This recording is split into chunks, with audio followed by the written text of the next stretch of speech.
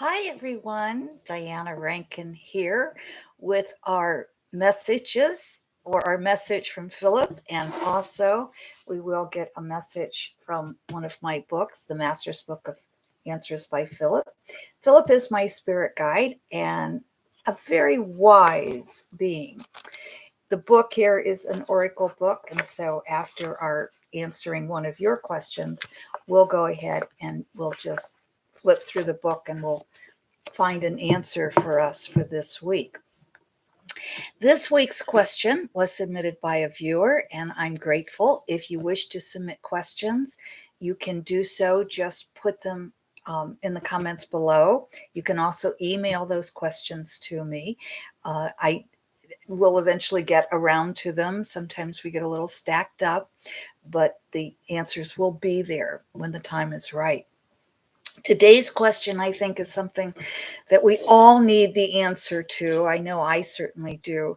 And it's simply about how to love the unlovable. And that is not easy, but Philip gives us a way to do that. So we're gonna get right to that. But I'd like to take just a few minutes because I know some of you get to come on live, and I'm always grateful to have that and always grateful, glad to see you. And I am so grateful also for the comments you put below. That's helpful to me. And I love the thumbs up. Thank you so much. That's really helpful to me. I am so blessed to have an audience of people who know what love is. And so thank you for sharing the love that we so need in this world today. So let's get to our question. I just want to remind you the questions that viewers ask are not of a personal nature. They may have to do with the person's life, but the answers are going to be of a general nature that all people are going to want to listen to, or those of you who come to this channel are going to want to hear the answers. So if you have personal questions, please get a hold of me and we will set up a session for you, or maybe one of my other videos will be of help to you as well. I have some videos out there that are of meditation value, etc., etc. And all of our videos here that we come on answering your questions, they're fascinating questions and fascinating answers. So be sure to check out some of those as well. Hello, Anika. So good to see you. And she says, happy Friday in the beginning of April. Yeah, this is April 1st, but this question is not an April Fool's joke. Promise. Okay. Here's our question along with our answer. And Lexi Luna says, hi, Diana. I just found you in your videos this morning. You are a foundation of information. So blessed to catch a live on the same day I found you. Have a beautiful day. How exciting. How exciting. And you know, I always say that there aren't any coincidences, but synchronicity. As we start asking, as we start looking at our lives and following that spiritual journey, as we go along that spiritual journey, synchronicity happens more and more and more. Okay, here we go. Phil, there's the question that, again, a viewer, one of you wrote, and you can put those in the comments below. You can send them to me email. And again, just leave them of a general nature, personal questions, get a hold of me. Give me just call me and we'll get you set up for a private session. But let's go forward with, I'm sorry, I'm going to interrupt one more time before we go forward. For my international clients, and if you require or request those clients in the US, yes, I do Zoom. For others, it's just over the telephone, because what I read is the energy. And that's kind of what Philip's going to be talking about here, is the energy. So here we go. The question, the person who wrote the question says, you're always telling us to love everyone, but how can we love someone who's evil? You know, that is a tough one. And I think it's a question that we all need to hear the answer to, because I find it tough.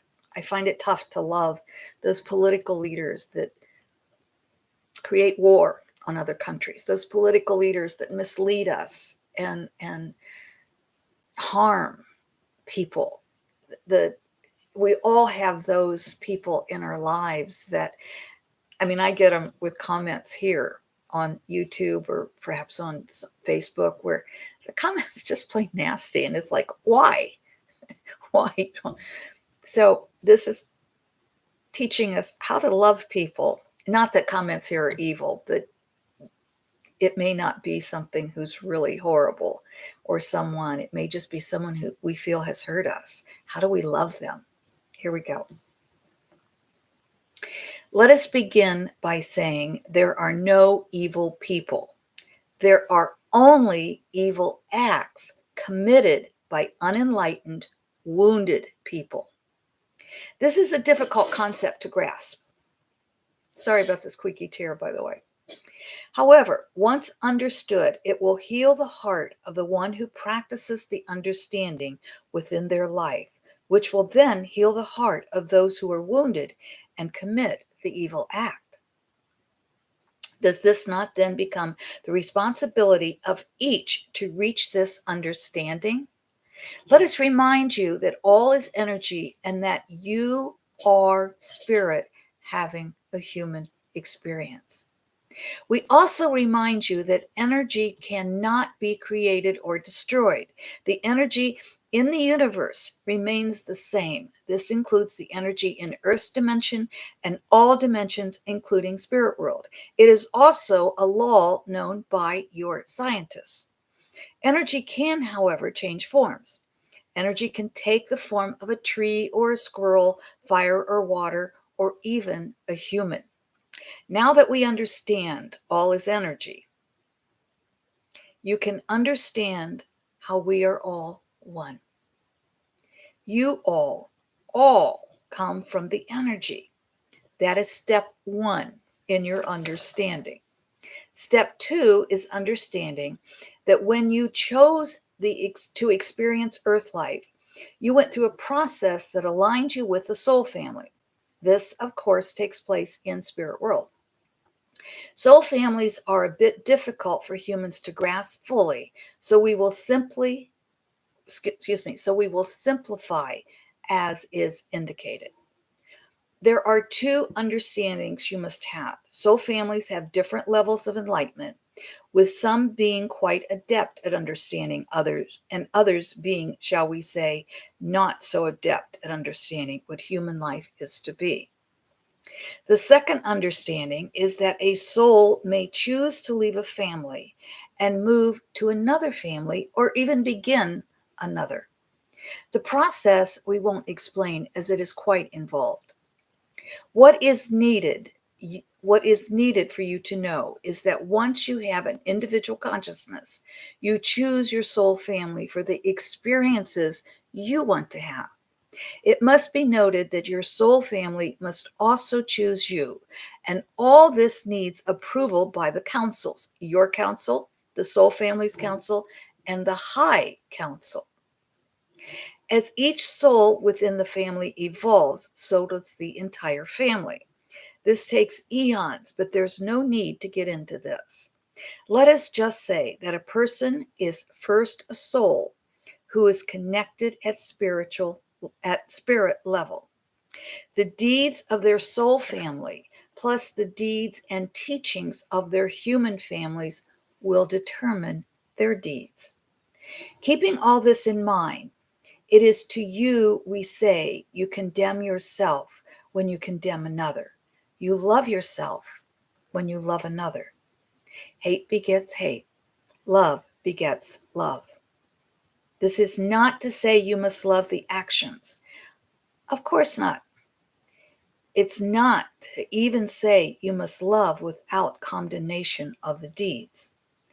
It is to say that for your heart to be pure, in order for you to be the light of love that you are, then aspire to remember who all beings are. Remember, you are a spirit having a human experience. In this manner, you will recognize the true being within the other. And although condemning the acts of evil, you will love the being. As you grow in this way, you will also come to understand there are truly no acts of evil, just as there are no evil people. There are just the stories and experiences you have chosen to have. Not easy to reach that, to grasp that. I don't think it's easy to reach that point where we say, okay, I chose to have this experience, that this person whom I see as committing evil acts, or whom I see as evil, or who has hurt me, or whom I want to, the car that, the driver that cut me off, and I want to just scream at that driver, whatever our feelings of discomfort of the other, dislike of the other, fear of the other, anything unlike love. If we can just keep in mind that we are spirit beings having a human experience, if we can just remember that, then we're able to really grasp that it's the deeds, not the being, that we can be angry with. It's the deed that we can work against and speak out against. It is coming through the being. But as we ourselves open our hearts and recognize and love the spirit within the person, we don't even have to love the person, but we have to love the spirit within the person. And eventually we can love the person. We don't have to have that person in our life. We don't have to recognize that person, other than to recognize we do have to love. But we can love the spirit of the being, the person's soul. You know, one of the things that I've done in many of my workshops, it's called kithing. And I say with wearing the mask, we can kithe easier. Kithing is an ancient Scottish practice. I learned this from reading one of John O'Donoghue's books many years ago. And what kithing is we look at the eyes. And so we're doing this with mask on, aren't we? And the pandemic has brought that about. And perhaps one of the reasons we have to wear a mask is not just to be safe from the pandemic, but so we can really look at the other person through their eyes, look at their soul, not just the facial expression, not just what we see behind the skin or what we see on the skin, but what we see behind the eyes, what we really see in the soul. And whenever we've done this in our workshops, for some people it's difficult to look beyond, but eventually they do. And what we really see is pure love. What we really see is, thank you for letting me love you. Thank you for accepting this love. Thank you for loving me. And I think that's what Phillip is telling us here. We can love the soul. We can love the person's spirit. And eventually we'll even love the human. While we can also remember, wounded people wound others. And so as we heal our wounds, we help to heal the world. As we really love the unlovable, we start to heal our lives in the world. Let's get a message, shall we? We just open to any page, and I'm hearing left this week. If you heard left, you and I are in sync. Our intuition's in sync. If you heard right, which I will also read, that's a message you need to pay attention to.